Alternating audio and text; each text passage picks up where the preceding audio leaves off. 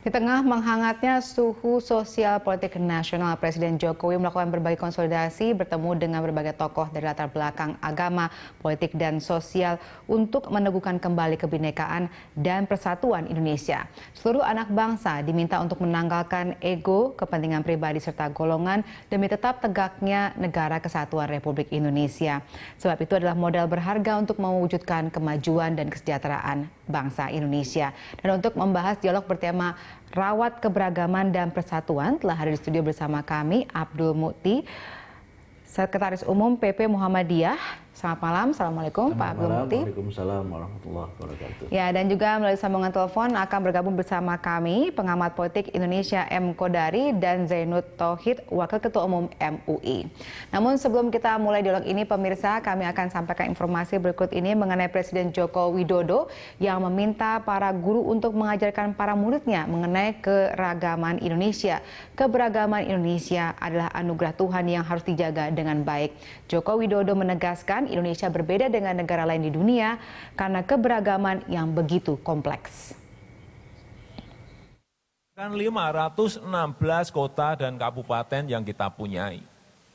Inilah keberagaman yang harus disampaikan kepada anak didik kita.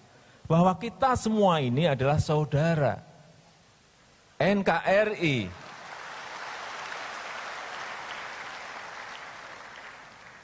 Negara Kesatuan Republik Indonesia. Inilah saya minta kepada Bapak Ibu Guru selalu sampaikan hal ini kepada anak didik kita. Agar kita semuanya bisa satu, bisa rukun di antara saudara-saudara kita. Kita memang berbeda-beda, beda kulit, beda rambut, beda mata. Semuanya memang beda. Presiden meminta para petinggi negara, tokoh masyarakat, partai politik untuk duduk bersama untuk membahas isu-isu yang kini berkembang di masyarakat. Hal ini penting untuk dilakukan agar isu-isu liar yang provokatif tidak berkembang menjadi tindakan anarkis. Di ruangan yang formal, mereka mesti duduk santai, hanya 2-3 orang dari mewakili dari setiap instansi ataupun pemerintahan ataupun tokoh masyarakat. Mereka duduk santai, nyeletuk, mungkin ada yang kira-kira bukan yang pada saat pada saat lagi situasi resmi, biasanya kan otak agak lancar tuh kalau lagi santai. Nah, biasanya kayak gitu lebih bagus.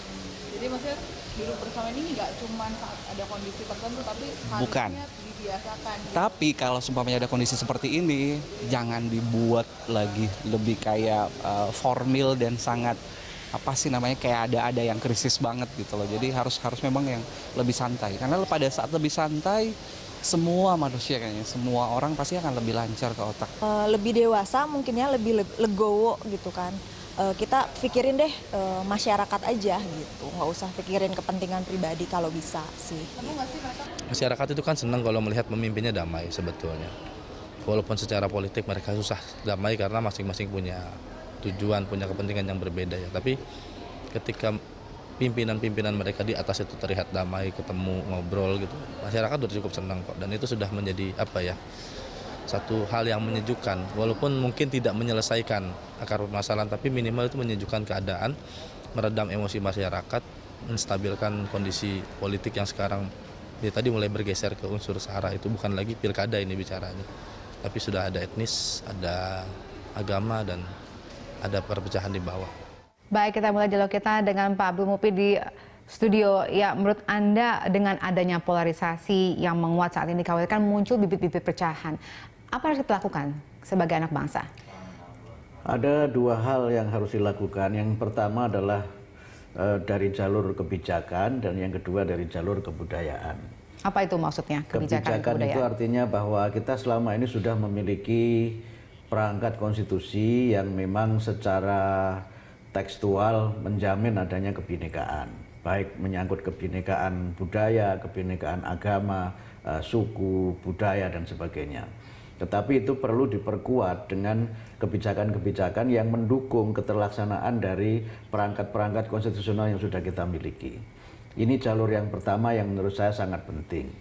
Yang kedua adalah lewat jalur kebudayaan. Itu jalur sosial yang dikembangkan bagaimana agar masyarakat ini secara alamiah itu terbiasa dengan kebinekaan dan kemudian bisa menerima kebinekaan sebagai bagian dari kekayaan kita, sebagai bagian dari modal dan juga sebagai bagian dari aset bangsa Indonesia yang memang menjadi kuat, menjadi besar karena keberagaman dan juga karena kebinekaannya. Baik, saya tertarik dengan komentar Anda yang tadi mengatakan bahwa dari segi kebijakan perlu ditingkatkan, kebijakan lebih pro untuk bisa mengayomi semua keberagaman di negara kita. Apakah berarti kebijakan itu belum terlaksana sampai dengan saat ini? Ya, selama ini kita memiliki pendekatan-pendekatan yang lebih banyak bersifat hard pluralism, ya, memelihara pluralitas dengan berbagai macam perangkat undang-undang, tetapi belum banyak mengembangkan soft pluralism, memelihara pluralitas dengan pendekatan yang lebih berbasis kepada penguatan kebinekaan kita. Misalnya tadi Presiden menyampaikan bagaimana para guru perlu menanamkan kepada murid-muridnya kebinekaan. Itu kan bisa dimulai dari bagaimana kebijakan dalam bidang pendidikan. Misalnya menyangkut inklusivitas institusi pendidikan. Yang kedua mungkin menyangkut, ini sangat teknis ya Mbak, misalnya bagaimana kelas itu dikembangkan sehingga kelas itu mencerminkan kebinekaan Indonesia dari sisi agama, etnis dan budayanya. Bahkan mungkin pada tingkat yang paling kecil, misalnya tempat duduk. Bagaimana anak-anak ini punya pengalaman, misalnya teman sebangkunya adalah mereka yang berbeda agama atau mereka yang berbeda ras atau budayanya. Nah, dengan cara seperti itu, maka kita sebenarnya punya kebijakan yang entertaining our diversity, menunjukkan kebinekaan kita. Misalnya, selama ini kan mohon maaf ya, masih bersifat seremonial. Ketika ada peringatan hari-hari besar, anak-anak memakai baju daerah misalnya. Kemudian ketika ada festival, dihidangkan makanan berbagai macam daerah. Itu saya kira hal yang baik, bahwa kita punya keanekaragaman budaya. Tapi hal yang lebih penting lagi menurut saya adalah bagaimana juga kita celebrating our diversity. Bagaimana maksudnya? Bagaimana menurut Anda yang kira-kira bisa dilakukan dalam bentuk nyata, celebrating our diversity itu? Ya, misalnya kita mencoba membangun kehidupan kewargaan yang inklusif.